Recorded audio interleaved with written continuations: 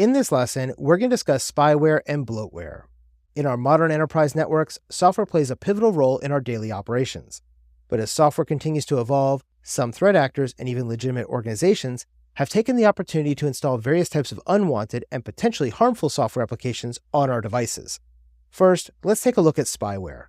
Spyware, as the name suggests, is a type of malicious software that's designed to gather and send information about a user or organization without their knowledge. This information can range from the user's browsing habits and software utilization patterns to more sensitive data like passwords, credit card numbers, and other relevant personal details too.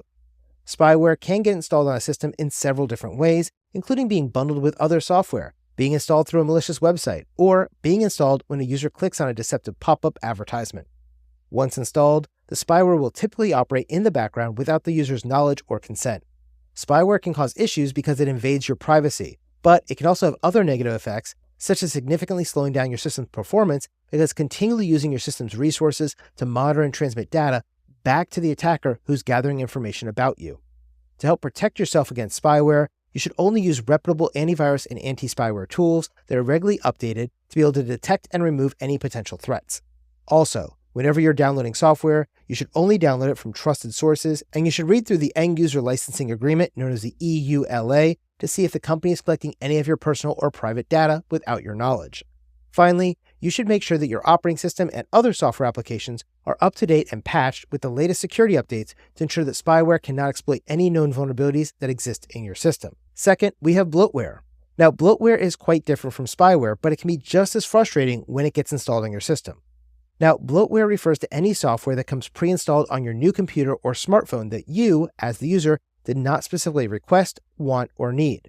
Bloatware isn't really dangerous, but it does take up precious resources on your devices, including storage space and using up your limited system RAM or random access memory. Typically, you're going to find that manufacturers or vendors of a device will add this kind of bloatware as part of their promotional partnership deals. For example, if you bought a new Windows laptop and it came with a 30-day free trial of Microsoft Office 365 and a 90-day free trial of Norton Antivirus, these are both considered to be bloatware because you didn't ask for them to be installed, and instead, these companies paid the manufacturer of your laptop to pre-install these applications on that laptop so that you will hopefully purchase their paid version of these applications. And so this becomes a marketing technique for these companies. Other examples of bloatware are things like unnecessary toolbars or applications that can promote certain services that may exist inside of your computer.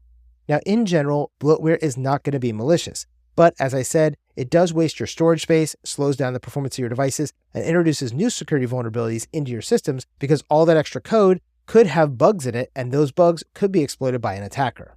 Remember, anytime you have a piece of software installed, that is going to be one more potential threat vector for the attacker to exploit if you don't properly update that application. Personally, I find the best practice is to remove any extra software or applications that you're not using on a daily basis to help minimize the attack surface of your devices and systems. Now, to remove bloatware, you can either manually remove it, or you can use bloatware removal tools, or you can perform a clean operating system installation. First, we have a manual removal process. For Windows-based devices, you can go to the Programs and Features section in the control panel and uninstall any unwanted software you have. If you're using a smartphone or tablet, you can navigate to the Apps section in the settings and uninstall or disable any unnecessary applications from your device.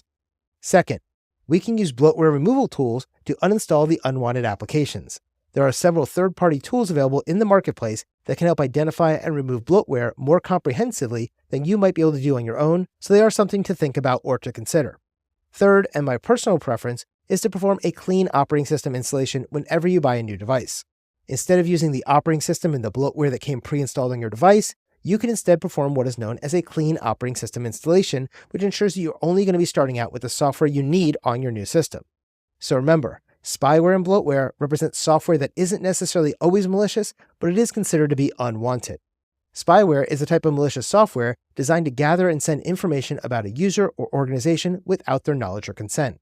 Bloatware, on the other hand, refers to software that comes pre-installed on a new device, computer, or smartphone, which the user did not request and often doesn't need or doesn't want. While spyware and bloatware do serve different purposes and provide different threat levels against our systems, it is important to be aware of the existence of both spyware and bloatware in order to understand how to manage or eliminate these risks to create a safer, more efficient, and more pleasant experience for our end users when using our systems and devices.